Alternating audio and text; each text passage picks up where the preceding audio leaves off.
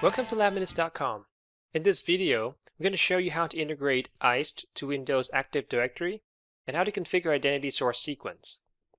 Most companies already have AD infrastructure, and it just makes sense to utilize that same database for user authentication instead of maintaining a separate one on ISE. In addition, you'll be able to grant user access privileges based on user group membership or certain AD attributes. So in this lab, we still have a very simple setup of an ISE server running version 1.1.2 at an IP of .102, and we also have a domain controller / DNS at an IP.40. Okay, so before we get started, you want to make sure that there's certain requirements are met. First, you want to make sure that your ISE server name doesn't exceed 15 characters, which is limited by the Windows. So second, you want to make sure your DNS is configured properly so you can perform name resolution. And third, as always, you need to make sure your time is properly synchronized with the NTP server. Okay, now we're gonna create a account for ISE to use to join the AD. So instead of using an admin username password as the best practice, you probably want to create, especially in production, create a dedicated account that ISE can use. Here we already create an account called ISE_AD with the actual username is ISE_AD, and all it needs is a membership to a domain users, which is the default that you have when you created the account. Okay, then you make sure the password never expired.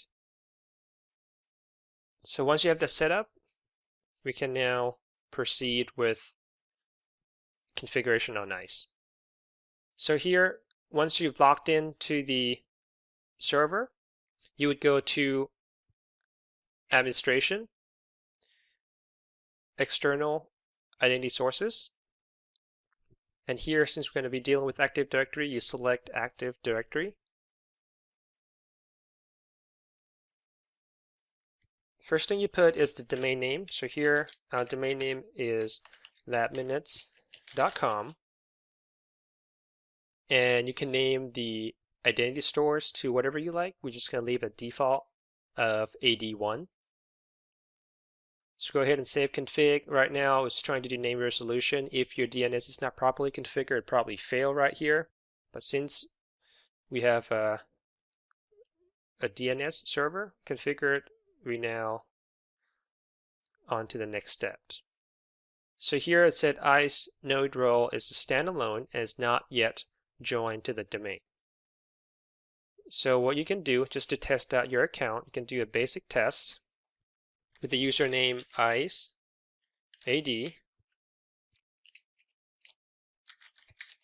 and the password.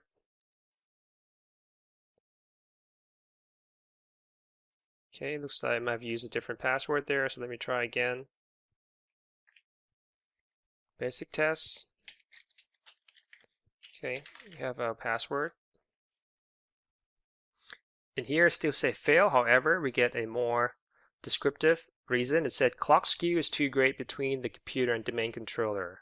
Just make sure NTP and synchronize time to the domain controller. So if you look at the time right now is 12:45, and let's see, we can log into ISE and look at what the time that it has right now.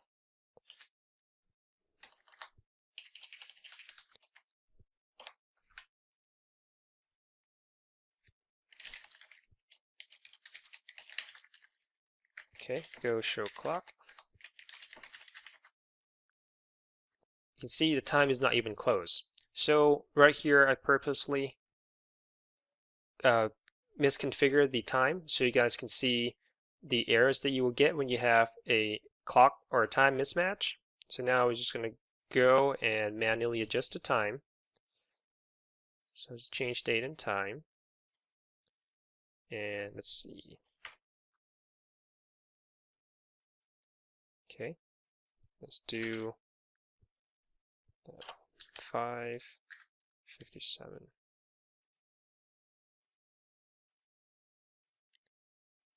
Okay, so now that we have time adjusted, let's go ahead and test the connection one more time.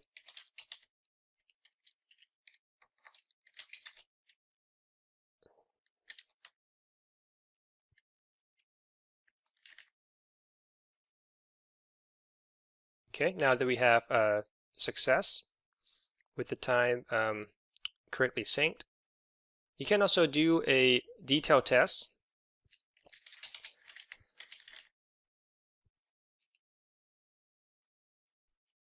And you get a whole lot more information returned from the Active Directory, as well as the FQDN, so on and so forth. Okay, so we now know that the account is good. And again, all it needs is just the domain users. If you get a different result, you might need to raise the privilege. But here it looks like we are working okay with the domain users. Now we're going to go ahead and join the ISE to AD.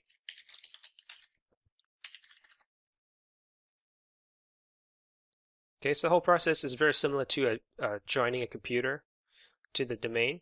So now we have successfully joined, so completed, and now we are connected to the domain controller. And if you go to the domain controller under the computers, you see our iServer show up as just looks like any other machine that has been joined to the domain. So lm-is1 right there.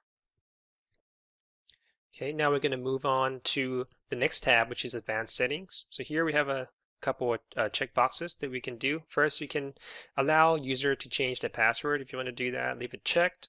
Next, if you want to do machine authentication for Windows, you can leave it checked as well. This is usually useful to make sure the computer the user is using or accessing from, whether or not it's a corporate asset, or whether or not it actually has been a part of the domain. For enable machine access restriction, that's just allow ISE to correlate as far as the machine authentication to the actual user authentication to make sure the user is actually accessing using an authorized computer. Aging time in hours is how long you want ISE to cache that machine authentication. So by default, it's at 6 hours, so you can adjust it. Let's say if you want to make it longer, let's say the day is usually 8 hours or 9 hours a day of working hours, so you can just do 12 to make sure the user doesn't get, or the cache doesn't expire at the middle of the day. So hopefully it expired by the time the user left the network, and they will come back when they have to re-authenticate the next morning. So 12 might be a good good value here. So go ahead and save configuration.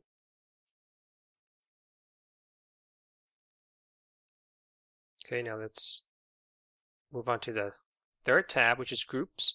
So now the ISE has been joined to the domain. ISE has capability to query the Active Directory for all different user groups that it can use for authentication. So here you go add and select groups.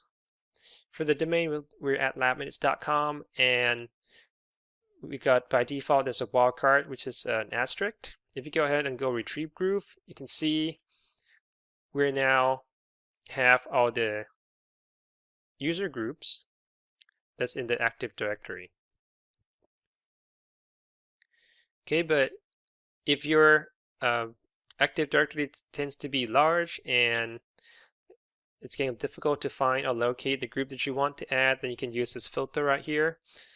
Asterisk means wildcard, but we want to, let's say we want something start with the word domain. So our domain user, domain computer is what we're looking for. We can go ahead and retrieve groups and then just filter off everything that does not start with the word domain.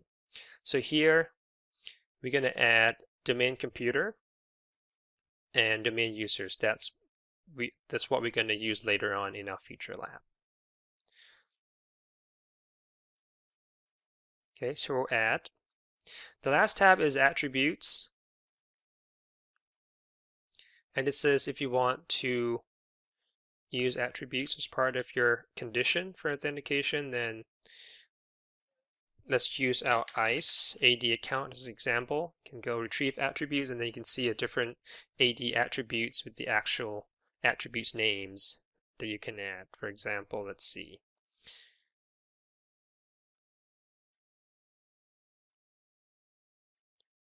For example, CN. Okay. So go ahead and save config. Now that the ISE has fully integrated with Active Directory, it's ready to be used for authentication by itself. But if you also want to, for example, use local identity source as well as part of your authentications, for example, when user authenticate, you want ISE to look into AD before checking the local database, then you need to configure what's called identity source sequence. Okay, so here by default there are 3 identity source sequence configured already. So if you want to add a new one, we'll click add. Let's say we want this one to check the AD database first before checking local. So we'll call it AD and then local. You can see how I'd like to embed the name into the actual name of the of anything that you configured. So basically here we use LM, so you know when you look at it, you know that's what you configure yourself and not as it's not the system default. Okay, so here you can select the authentication profile for certificate if you use certificate. But here we have added the ISE to AD, and it's called AD1. So you add that as a first priority in the order, and then we add the internal user as the next source to check. Okay, and here the last thing that you're able to change is what happened if the authentication status comes back as process error. So you just either you deny access or just treat it as the user not found. They will basically go down to the next option or source. So just leave it at default. So we now save.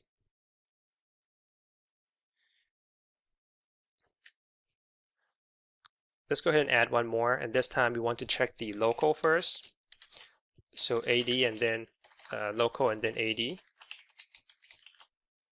And we just need, all we need is just to reverse the order. You can use the shift key to select multiple options and move it over to the right. So internal user and then AD1. There goes submit. Without actually going in and start configuring policies, just want to show you where these identity source is used. For example, if you go policies and then authentication, see right here as part of authentication policies, once there's a match and then at the end, it will determine which identity source that the ISE wants to use for user database. So for example, this one right now is internal endpoints. Let's take a quick look if you want to change that. And here you have an option of AD1. That means it's just going to check the Active Directory and then stop if the user is not found. Or you can use the sequence that we configured just now. So you can either tell it to go AD and then local or local to AD. So that's for telling ISE which identity source to use. As far as the user groups that we pull earlier from AD, basically that's going to be used as part of your condition, for example, authorization condition. And for example, you said you want the user to be a member of certain AD groups before you grant them certain access, then here's how you do it. Just want to show you quickly. So let's insert new rule above, and as part of condition, we'll create a new condition with advanced option, and right here AD1 with the option of external groups. And just to show, we can also see the CN as well because we added as the AD attributes that we want to use also earlier. Then external group equal something, and since we added true groups, which is domain computers and domain users, that's what it shows up, and you just select the one that you like to use. Okay. Okay, so that's it. That wraps up our video on ISE integration with Active Directory and how to configure identity source sequence, and you guys can see how you can use it. So thank you for watching LabMinutes.com. I'll see you guys in the next video.